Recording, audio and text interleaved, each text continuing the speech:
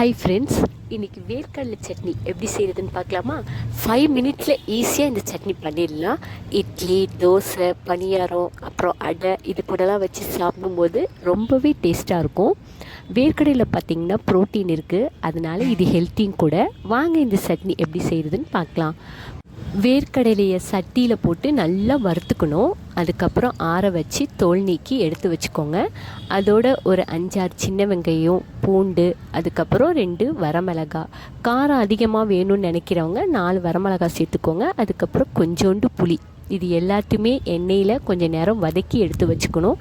அப்போ தான் பட்டை மிளகாய் நல்லா மிக்சியில் அரைப்படும். அதே மாதிரி இந்த சட்னியை அரைக்கும்போது கொஞ்சம் கொஞ்சமாக தான் தண்ணி விட்டு அரைக்கணும். ஒரேடியாக அரைச்சிங்கன்னா வேர்க்கடலையில் இருக்கிற ஆயில் பிரிஞ்சு வர ஆரம்பிக்கும். அதனால் சட்னி கொஞ்சம் கசக்கிற மாதிரி இருக்கும். அதனால் கொஞ்சம் கொஞ்சமாக தண்ணி விட்டு கிளறி பொறுமையாக அரைக்கணும். அதுக்கப்புறம் ஆயில் ஊற்றி கடுகு, கருவேப்பிலை போட்டு தாளித்து இறக்குனீங்கன்னா ஒரு சூப்பரான வேர்க்கடலை சட்னி தயார். வேர்க்கடலைக்கு இன்னும் நிறைய பேர் சொல்லுவாங்க. உங்களுக்கு தெரிஞ்ச பேரை கீழே கமெண்ட் பண்ணுங்கள். மறக்காமல் KPM வேர்ல்டை சப்ஸ்கிரைப் பண்ணிக்கோங்க. Thank you friends.